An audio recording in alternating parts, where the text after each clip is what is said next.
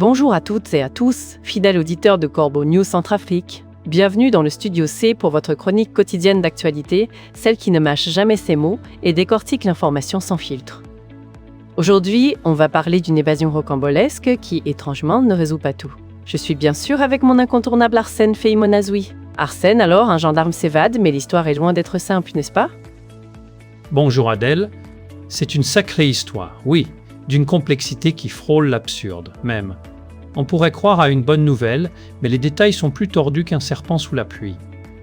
Selon les dernières infos que notre rédaction a pu recueillir directement sur place, le commandant de la brigade de gendarmerie de Bambouti a bien réussi à échapper aux mains de ses ravisseurs. Cet officier est désormais localisé à Zegno, après être passé par la localité de Komboli, qui est à peine à quelques kilomètres de la ville. C'est déjà un soulagement d'apprendre qu'il est en sécurité, Arsène. Mais tu parles de complexité et de tordu, dis-nous ce qui vous fait tiquer exactement, parce que là, l'évasion semble réussie, non? Oui, réussie, Adèle, mais les modalités de cette fuite soulèvent bien des questions. Figure-toi que ce gendarme a pu s'échapper grâce à l'aide directe d'un milicien azandais, un de ses ravisseurs, ni plus ni moins, qui lui a servi de guide à travers la brousse. On ne connaît pas encore les détails de leur arrangement, si c'était une promesse d'argent, des garanties de sécurité ou un pacte de sortie. Mais l'issue est pour le moins étonnante. À leur arrivée, le milicien azandais, ce guide improvisé vers la liberté, a été aussitôt intercepté, immobilisé et entravé avec des câbles par les forces de Wagner. C'est le monde à l'envers, tu ne trouves pas? C'est une histoire digne d'un film, Arsène. Le guide qui aide son prisonnier à s'échapper, puis se retrouve lui-même capturé par d'autres. Ça remet toute la scène en perspective. Mais qu'en est-il des autres otages? Parce que si je me souviens bien, il n'était pas le seul. Exactement, Adèle. Et c'est là que l'angoisse continue. D'après des sources internes à la milice azandais, que notre rédaction a pu joindre par téléphone, les personnes capturées à Bambouti avaient été réparties en 3 groupes distincts. Le commandant de brigade était dans le 3e, et c'est ce qui lui a offert cette fenêtre d'opportunité pour s'éclipser avec son guide. Une fenêtre d'opportunité qu'il a saisie, c'est bien. Mais pour les autres, la situation n'est pas aussi opportuniste. Malheureusement non, Adèle. Le sort des 2 autres groupes demeure très préoccupant. Les miliciens azandais retiennent toujours la sous-préfète, Madame Ndiaye, ainsi que 2 agents électoraux de l'autorité nationale des élections, un homme et une femme. Pour eux, aucune solution ne se dessine pour l'instant. C'est terrible, et tout ça après tant de mois de captivité. Peux-tu nous rafraîchir la mémoire, Arsène, sur les événements qui ont mené à cette prise d'otage? Bien sûr, Adèle. Revenons sur les événements du 28 décembre dernier.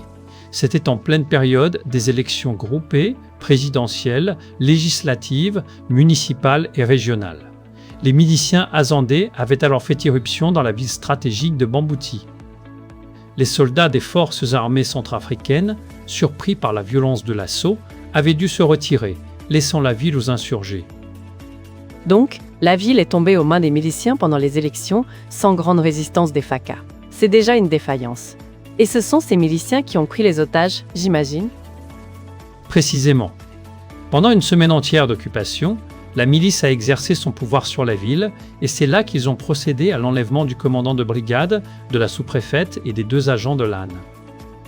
Et c'est ensuite que les mercenaires de Wagner sont intervenus, n'est-ce pas? Oui, tout a changé le 1er janvier. Une contre-offensive d'une rare intensité a été lancée par des mercenaires russes venus de Djobo. De 5h du matin jusqu'à 18h, des combats acharnés ont secoué la ville jusqu'à sa reprise. Et c'est en se repliant dans la forêt, sous la pression des affrontements, que les miliciens azandais ont emmené leurs otages avec eux. Donc, l'évasion du gendarme, bien que pleine de rebondissements, ne change pas le fait que d'autres sont toujours en danger. C'est une histoire qui ne dit pas son dernier mot. En effet, Adèle, si cette fuite offre une première lueur d'espoir et des informations cruciales sur la détention des captifs, l'angoisse reste à son comble à Zemio et à Bangui quant au sort de la sous-préfète Ndiaye et des 2 agents de l'AN toujours retenus en brousse aux mains de leurs ravis. Sœur. Merci Arsène pour ce compte-rendu précis et vivant. C'était Eric Nazapa qui a signé cet article. Et si vous souhaitez apporter des informations supplémentaires ou nous contacter, chers auditeurs, n'hésitez pas à nous joindre sur WhatsApp ou par téléphone au numéro suivant plus 1 36 75 62 18 281 ou le 66 16 44 64. À très vite.